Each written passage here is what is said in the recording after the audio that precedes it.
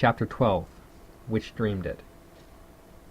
"Your Majesty shouldn't purr so loud," Alice said, rubbing her eyes and addressing the kitten respectfully, yet with some severity.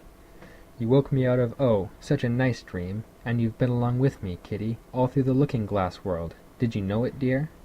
"It is a very inconvenient habit of kittens," Alice had once made the remark, "that, whatever you say to them, they always purr. If them would only purr for yes and mew for no, or any rule of that sort," she had said, "so that one could keep up a conversation, but how can you talk with a person if they always say the same thing?"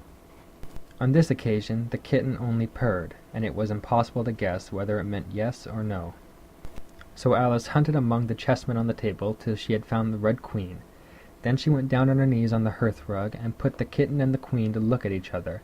"Now, Kitty," she cried, clapping her hands triumphantly, "confess that was what you turned into." But it wouldn't look at it, she said, when she was explaining the thing afterwards to her sister.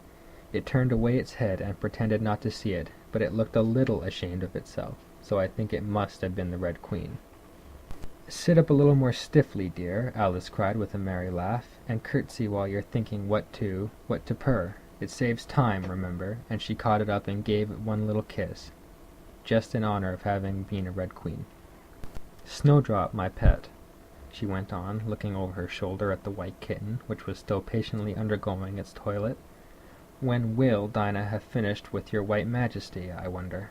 That must be the reason you were so untidy in my dream, Dinah. Do you know that you're scrubbing a white queen? Really, it's most disrespectful of you." "And what did Dinah turn into, I wonder?" she prattled on, as she settled comfortably down, with one elbow in the rug and her chin in her hand, to watch the kittens.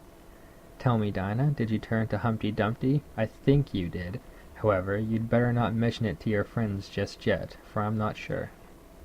By the way, Kitty, if only you'd been really with me in my dream, there was one thing you would have enjoyed. I had such a quantity of poetry said to me, all about fishes. Tomorrow morning you shall have a real treat. All the time you're eating your breakfast I'll repeat 'The Walrus and the Carpenter' to you, and then you can make believe it's oysters, dear." "Now, Kitty, let's consider who it was that dreamed it all. This is a serious question, my dear, and you should not go on licking your paw like that, as if Dinah hadn't washed you this morning. You see, Kitty, it must have been either me or the Red King.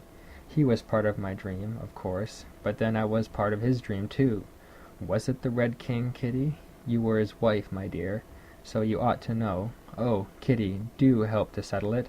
I'm sure your paw can wait." But the provoking kitten only began on the other paw, and pretended it hadn't heard the question. "Which do you think it was?" "Nope,